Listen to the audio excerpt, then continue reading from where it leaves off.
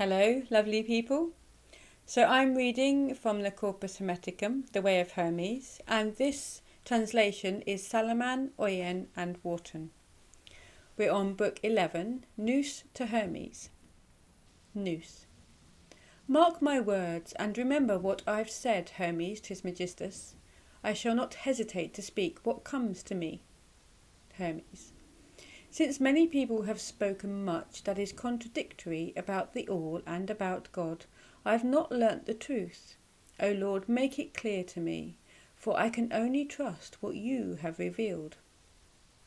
My son, hear about time, God and the All. God, eternity, the cosmos, time and generation. God creates eternity, eternity, the cosmos, time and time generation. The supreme good, beauty, bliss and wisdom are, as it were, the essence of God. The essence of eternity is unchanging identity, of the cosmos order, of time change, of generation life and death. But the active power of God is mind and soul, that of eternity, duration and immortality, of the cosmos, the everlasting revolution of stars and planets, of time, growth and diminution, of generation, the creation of qualities. Therefore, eternity is in God, the cosmos in eternity, time in the cosmos, generation in time. Eternity stands still before God. The cosmos is moved in eternity. Time passes through the cosmos, and generation takes place in time. The source of all is God. The essence of all is eternity. The substance of all is the cosmos. The potentiality of God is eternity. The work of eternity is the cosmos, which is never born, but is always coming into existence through eternity. Therefore it will never be destroyed, for eternity is indestructible. Nor does anything in the cosmos perish, as the cosmos is encompassed by eternity. What is the wisdom of God? The supreme good, beauty, bliss, every excellence and eternity. As eternity instills immortality and permanence into matter, it orders the cosmos. For the generation of matter depends on eternity, just as eternity depends on God. Generation and time are both in heaven and earth, and have two forms. In heaven they are unchangeable and incorruptible. On earth they are both changeable and corruptible. God is the soul of eternity, eternity of the cosmos, and heaven of earth. God is in nous, nous in the soul, soul in matter, and all these things exist through eternity. From within the soul fills this whole body, which contains all bodies, itself being filled by nous and by God. From without it contains and enlivens the whole, encompassing this vast and perfect being, the cosmos, and enlivening all creatures from within. Above in heaven the identity of the soul remains unchanging, but on earth it gives birth to changing forms. Eternity maintains all this, whether by necessity, providence, nature, or whatever anyone may suppose. And this whole is God in activity, an unsurpassable power, to which one should not compare anything human or divine. Thus, Hermes, you should never believe that anything above or below is similar to God, since then you will stray from the truth. For nothing is like that which has no like, and is alone and one. Do not believe that any of God's power is given to anyone else. Who is there apart from him, whose nature is life, death, and immortality? What else does he do but create? God is not idle, else all would be idle, for everything is full of God. There is nothing in the cosmos, or anywhere else that is idle, for the very word idle is empty with regard to the Creator and the creation. Everything must always be begotten at exactly the right place, The Creator is in everything. He doesn't dwell in just one thing, nor does he just create in one. He begets them all. His power being active is not separate from what he has begotten, for all that is begotten exists by reason of him. Through me behold the cosmos, open to your vision, and contemplate deeply its beauty, its body without taint. Nothing is more ancient. It is ever new and ever in its prime. Indeed, it exceeds its prime. See how the 7 worlds, arranged in an eternal order, lie beneath it, filling out eternity by their different courses. All is full of light, yet nowhere is there fire, for love and the blending of opposites and dissimilarities has given birth to light, which shines forth by the power of God, source of every good being, principle of all order, ruler of the 7 worlds. See the moon, forerunner of them all, instrument of nature, transforming matter below. See the earth set in the midst of all, fixed foundation of the beautiful cosmos, nourisher and nurse of earthly creatures. Consider the vast multitude of beings, both immortal and mortal, and how between them the moon pursues her round. And all beings are full of soul and are moved by it, some around heaven, others around the earth. Those on the right do not move to the left, nor do those on the left move to the right. Likewise, those who are above do not move down, nor do those below move up. And that all these things have been brought into being. Most beloved Hermes, you are no longer need to learn from me. For they are bodies, they have a soul and are moved. These things could not merge into one without that which causes them to merge.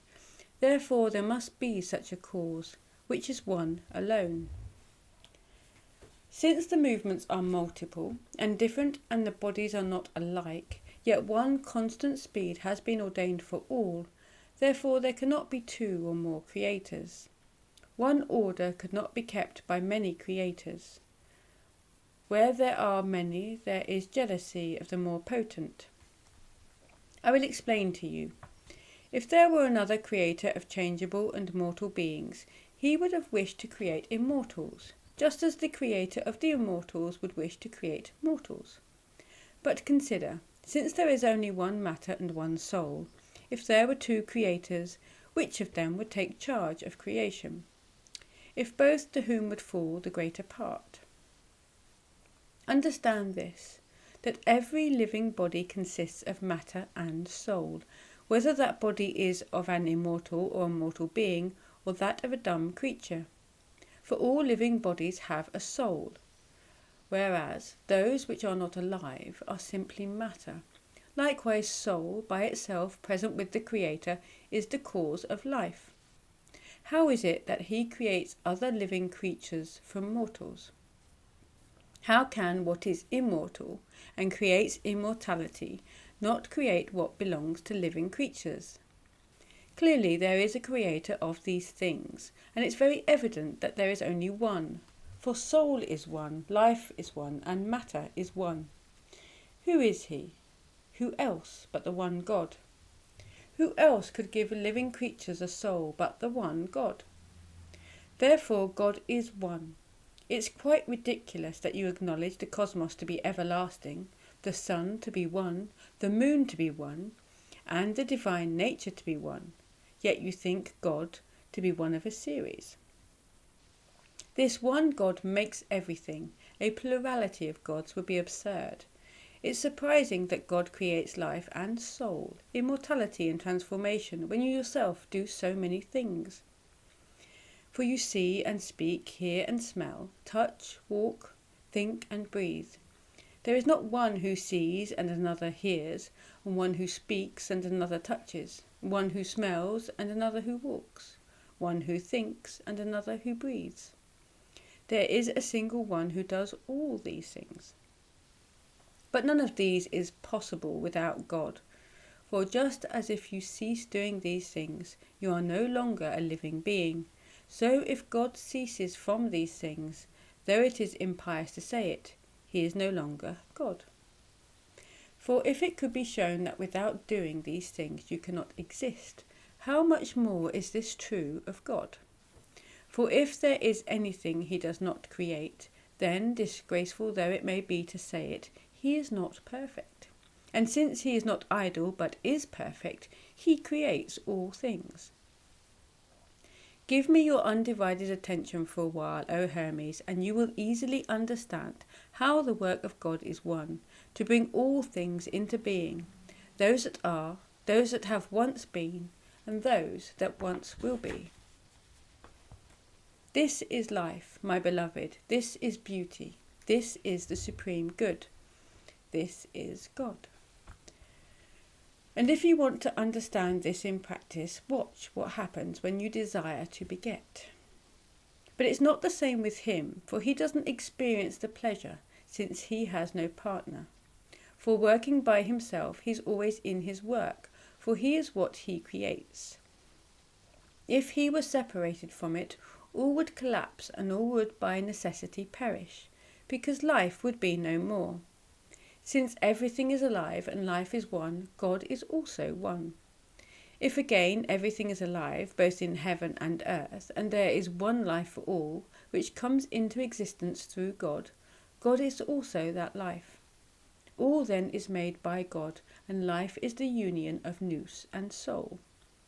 Death is not the destruction of what has been put together, but the dissolution of the union. Eternity is the image of God, the cosmos of eternity, the sun of the cosmos, and man of the sun. People call transformation death because the body is dissolved, but in fact life withdraws into the unmanifest. I'll tell you as you're listening with such reverence, my beloved Hermes, that all these things that have been thus dissolved, and indeed the cosmos, are transformed. Each day a part of the cosmos withdraws into the unmanifest, but the cosmos is never dissolved. This is what happens to the cosmos. These are its cycles and its mysteries. The cycles are a continual rotation, and the mystery is the renewal. The cosmos assumes all forms. It doesn't hold constant the forms that are within it, but it changes them within itself. Since the cosmos is omniform, of what form would the Creator be? For he cannot be without a form, and if he is omniform, he will be like the cosmos. But if he has one form, he will be inferior to the cosmos. What then shall we say of him, if we are not to bring our discussion into difficulty? And we cannot conceive a difficulty about God. If he has any form, he has one form which is not visible and is bodiless, and reveals all forms by means of bodies. And don't be amazed if there is a bodiless form, for it's like the form of a word. In paintings, mountain peaks appear to stand out sharply, but they are actually smooth and flat. If you consider what I've just said, we could formulate it even more boldly and truly. Just as man cannot live without life, so God cannot live without emanating the supreme good. This is, as it were, the life and movement of God, to move all things and to make them live. Some of the things being said need special attention. Understand what I'm saying. All is within God, but not as if lying in a place. For a place is not only a body, but an immovable body, and what lies in a place has no motion. Within God everything lies in bodiless imagination. Think of him who contains it all. There is nothing to limit the incorporeal. There is nothing quicker or more powerful. It's absolutely without limit, the quickest and most powerful of all. Consider this yourself. Command your soul to go anywhere, and it will be there quicker than your command. Bid it to go to the ocean, and again it's there at once, not as if it had gone from place to place, but was already there. Order it to fly up to heaven, and it will need no wings.